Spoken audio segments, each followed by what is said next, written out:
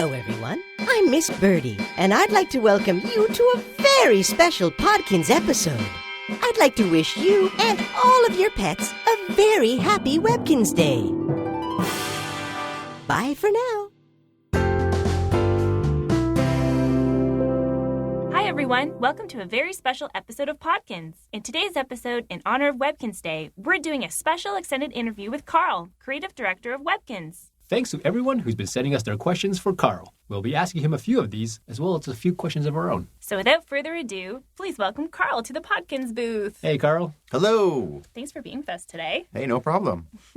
So Webkinz Day is going to be here very soon, April 29th. Yes. You excited? I'm pretty excited. This is number 9. It's been a long journey. So you've been here since day one, though, so you've experienced all 9 of these. Yes, I have. Wow. Actually, Webkinz Day was my idea. I thought when the first anniversary of release of the site came up, I said, we really got to do something special. I wanted to try to get every person who had ever registered up to that point onto the site at the same time, and it almost worked. So and it was a ton of fun, and so we decided to do it every year. Now it's something that we all look forward to every single year. Yes, definitely.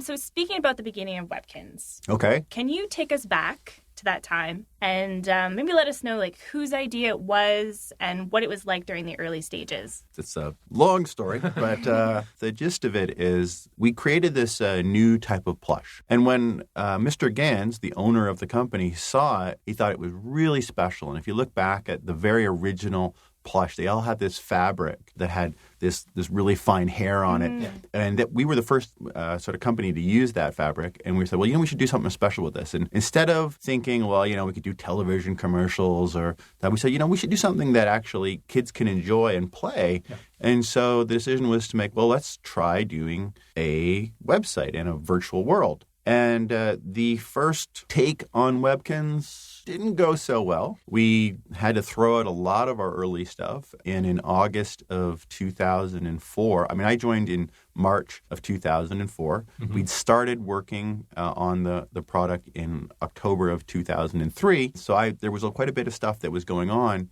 already when I joined. But I'm an opinionated guy, and so I kind of took over quickly.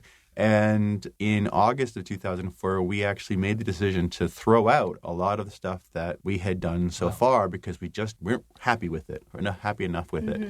And so we buckled down and we did a lot of new games and really focused on the room, where we think is one of the most special elements of Webkinz, and really wanted to focus on making that pet experience, pet coming to life experience as good as it could be. And so we took a little bit extra time and launched it in April of 2005. Right. So you took a big risk in throwing everything out and starting from scratch. Sure did. We did. One of the things that we had done was we had some kids come in and play it, just here, what do you think? And some of the features that we threw out, the kids looked at it and they were actually literally said, do we have to play this? But when we put them into the room and we let them play in the arcade, they were having a ball and they were having a lot of fun. So we just let them maybe we should do more of the room and more games for the arcade.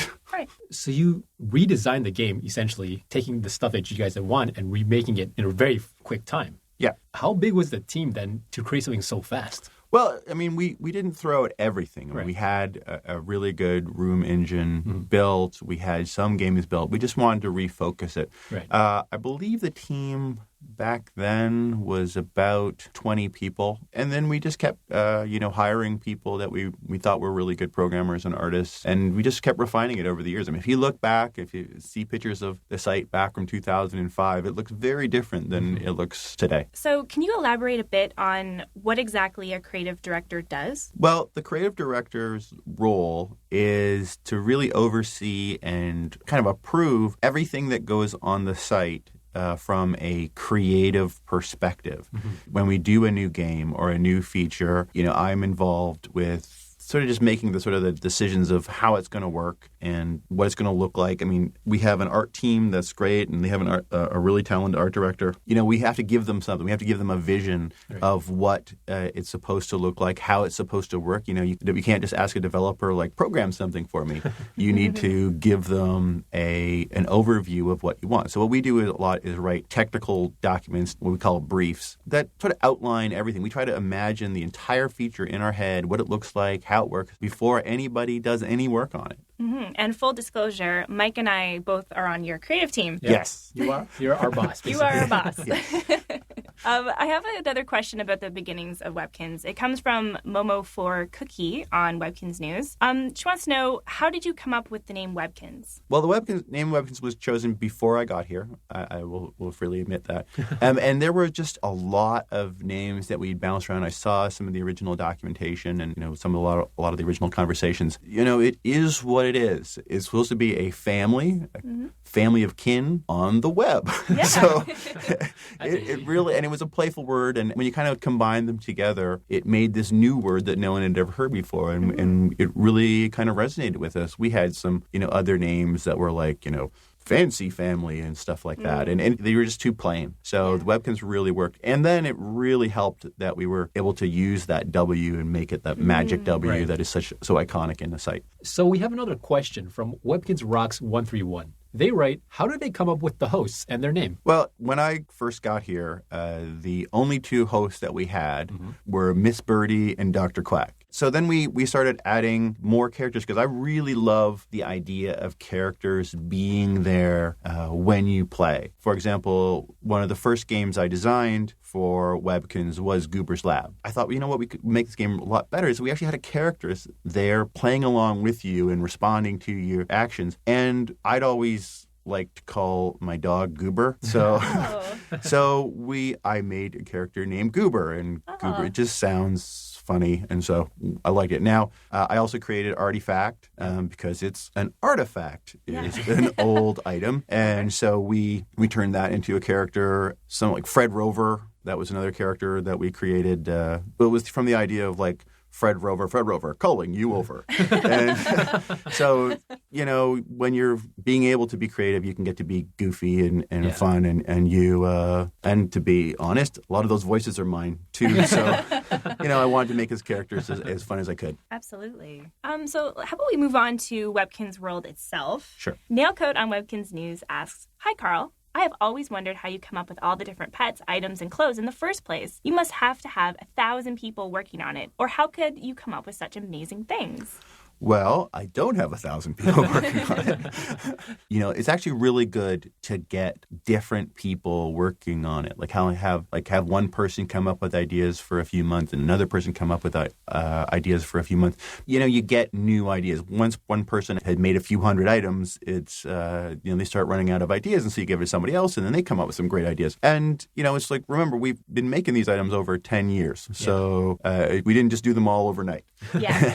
And whenever we get a new feature in the site or we kind of figure out a way to make a new item, we just go with it. We say, well, what else can we do with that? And it's surprising how many ideas people can have. We've come up with literally hundreds and hundreds of ideas for items that we've never made because for some reason they don't work or they don't work as well as we want them to. Like, for example, we made the decision at the beginning of Webkinz was that we wanted every item in the game to work the way we expected it to. We first released the pool for the backyard. Your pet couldn't swim in it. So when people bought it, they were disappointed because their pet couldn't swim. And so we said, you know what? We're going to make it swim. So we did that. We added the treadmills. We added the trampolines. We even tried things that we had to take off the site because for a very short period, you could kick the soccer ball and you could throw the baseball. But it wasn't fun because you could only throw them and kick them along the lines in the room. You couldn't just kick it wherever you wanted. And because of that, we said, we're going to get rid of this feature. So those are just decorative items. There's like a lot of items, like we'd love to have stretch limos that have 4 pets in them, but we don't have the ability to do that. Right. It sounds like designing Webkinz is sort of an always changing process. It's about finding solutions for things and then going back when maybe they don't work and coming up with new ideas. One of the things that we did more recently was we took that pool idea where, a pet is moving around a pool. And we said, well, what happens if we don't actually make the pet move? So that actually, a lot of the items where you put the pet into it and it comes to life, it starts animating. That's just an item like a roller coaster without the movement. Mm-hmm. Just like roller coasters have the animation. I think one of the examples of that would be the police command center. You sit the guy down, all the screens turn on. Mm-hmm. So once we realized that we could do that, that just opened up a whole bunch of different ideas for us to design new items for. Now, as for the pets, we have a very, very talented team of plush designers here at Ganz. We were a plush company before we were an online world. So they do a lot of the design. No, they come to us. They'll ask us what we think of different ideas. And do we have any new ideas for pets? We'd love to give them new ideas. And the e-store pets, those are created by our creative team and by the team that runs the e-store. Yes. So we have another question from K92. They write, which Webkinz pet is the most popular on the site? And how many registered pets of that Webkinz are there on the site to date? Well, I'll answer that in two parts. The first one is there's kind of the two that are the most popular from just like the total number of registrations are the original Golden Retriever, the very, very first one from the, and particularly if you combine the full size and the Littlekins Golden Retriever, they're definitely the most. And actually, the reindeer, one of our first Christmas pets, that is right up there with the Golden Retriever. So they're basically first and second. I can't tell you exactly which one is which. I can't remember off the top of my head. As for the total number of those that we're going to register, generally don't give those numbers out. So we'll just say there's a lot. Another question that we often get at Podkinz and on Webkinz news boards is why have so many pets been retiring lately? That was a decision that we made. We try to keep up with the pets as they sort of clear out of the company. If you remember a couple years ago, we had released a large number of pets every month. Yeah. Sometimes 6 or 7 pets a month. I mean, that's what we were doing, and that's what our audience was asking for. So now a lot of those are gone. You can't get them anymore. You release 7 in a month. There's only 4 weeks in a month. If we do 1 a week, there's still 3 left over. So we were just kind of trying to catch up. I do think that we've retired, a lot recently. So we're probably going to slow that down over the summer and sort of make it a little bit more special, the retirement events. Good to know. So essentially retiring the pet, that simply means we've run out of stock in our warehouse because we only create a certain amount of pets. That's correct. We only want to make as many as people want. So we make a certain amount. They sell out to the stores, and then we don't make any more. And so we have to sort of let the world know that we don't have any left to have. So we retire those pets. I guess it would be impossible to have an unlimited stock of 700 plus pets, right? Just keep on. Yeah. So we have to draw the line somewhere, I guess. I have one more question about pets. It comes from Geo Petty and Smokey1 on Webkinz News. They ask, why do newly adopted Webkinz have a health and hunger meter of 75%? That was just a decision that we made.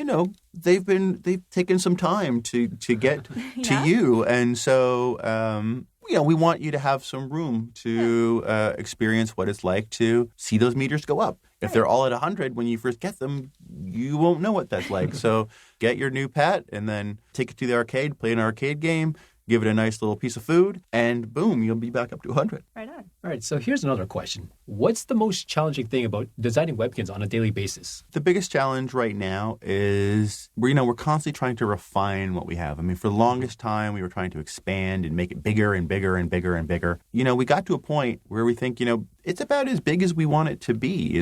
The bigger you make a game like this, the harder it is for new players to get in and just understand what's going on. So a lot of people may have noticed that over the last couple of years, we've been tweaking things, changing things, and just some of them they like, some of them they don't like. But we're kind of doing it to try to make that new player fully understand what Webkinz is all about and not feel overwhelmed when they see so many different options in Kinsville. A lot of things we just kind of look back at and say, we could just do this a little better. You think you're doing it right in the first time. There are things like my page that we want to change. For example, another one of the things that I'm working on right now, just looking at changing is the Webkinz Stadium. Right. The Webkinz Stadium, I think it could be a bit more fun. I think we want to give out some better prizes, make that more of what players play. Mm-hmm. I have another question from Chelsea 101 Kitty on Webkinz, and I had this question for you as well. Okay. When you first started Webkinz, did you ever think that it would become so astronomically popular with people of all ages playing it and not just kids? Well, we really definitely thought it would be a site for kids, the people who we design it for. We know that there are older people who play it, but we've said from day one that it's for 6 to 13-year-olds. Mm-hmm.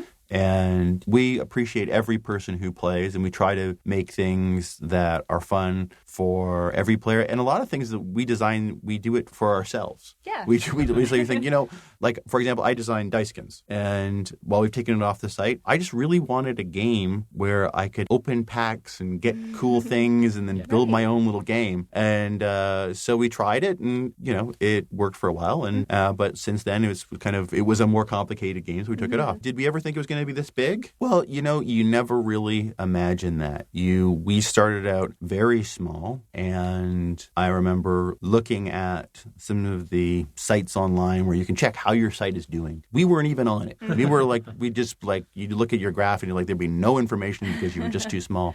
And you started creeping up. You started just going, oh, look. And that was really in 2006 when people started talking about Webkinz. One of the cool things that we kind of realized maybe we got something special here was we got some stories from people who said that in their school, 1 or 2 kids had gotten the pets. And next thing they knew, every kid in the school had the pets and were playing with them in the schoolyard and were talking about it. Mm-hmm. But a school just down the road where no one had gotten a first pet, they hadn't heard of it. Okay. So it was like, as soon as that other school hears about it, we're going to see something. And now when it really took off in 2007, 2008, that was quite the ride. Yeah. That was quite the ride. It was, our own projections of what we thought Webkinz would do never reached those amounts. Wow. And we're very happy that they did, and we appreciate everyone who came and played on the site. Absolutely. So, Karl, we've talked a little bit about the past of Webkinz and the present version of Webkinz. Can you talk a little bit about what the future is going to bring to us? Sure. Well, one of the things that people might have noticed that we're doing, and we're really trying to focus on, is to make Webkinz work on mobile. So on phones and on tablets like the iPad. Mm-hmm. We think that that's really important for the future of Webkinz. And it's just a lot of kids are playing that way. Yeah. So we need to make sure that Webkinz works. Our long-term goal is to make everything that you love about Webkinz available in those formats. Mm-hmm. So our most important element is the room. Yeah. So we want to have the room on there. We're working on that right now. Mm-hmm. Can I tell you when it's going to come out? No. But, it's very important that it does. Yep. A couple of years ago, I announced that we were going to have some new customization in the room, including being able to move and remove doors. Yes. Well, I was wrong that it was going to get done that year. I admitted that. But we've never forgotten that feature. We love it. It's all a feature that we want when we're designing our own rooms. Mm-hmm. I'm happy to say that feature will be done. It probably won't be done this year, but we're actually working on it right now. Got some other great stuff in store. We're going to keep doing our events. We have a lot of fun. We've really spent a lot of time recently to improve all the fun things that are happening on Webkinz News. And I think people are noticing that. We've got some fun contests coming up. We're really looking forward to getting this pet designed by you onto the site, and that'll be really great. And we're going to we'll probably be doing that again. Obviously we've got some other things planned, and you may notice that in April 2015, it will be our 10th anniversary. Wow. And so obviously we've got, I know that seems like a long way away, but for us, we've got a lot of planning to do. Yep. And so we've got some really, really great ideas for that. And we're working on those right now, but that's all I can really say about it. It's exciting times in Webkinz world. For sure. So just before we wrap it up, I have a very, very important question for you. Okay. What is your favorite Webkinz of all time? Oh, wow. All right, well, okay. Toughie. It's a toughie because, first of all, I want to say that I don't actually have all the Webkinz. I know people probably think, like, you must have all the Webkinz. I don't actually have them all. How many are there now? A lot. We calculated this one time. Including eStore, there's over 700 for sure. She's over my 700. gosh. And so my two favorites, I'll just give you my two favorites because I really can't decide between them, is my very, very first pet in Webkinz world was a St. Bernard, one of the original St. Bernards. yeah. And so I have a very special place in my heart for that St. Bernard. Right. And then the signature golden retriever. Yes. Wow, that is a great, great piece of plush. Yeah. I love that piece of plush. I have it. I've left the tag on it. Oh, But I think it sits on my desk, and I look at it every day, and I just love it because I love golden retrievers, and I think it's a beautiful piece. So I would say that's my favorite. On that note, Karl, I want to thank you so much for being with us today. We learned so much, and thank you so much for answering questions sent in from our fans. Hey, no problem. We want to remind everyone to log in on Webkinz Day, Tuesday, April 29th, to receive their Webkinz Day gift box. Also, just so you know, Podkinz is now on iTunes for you to download and subscribe and listen to on your Apple devices. We'll post a link in the article. Thanks for listening. See ya. Bye.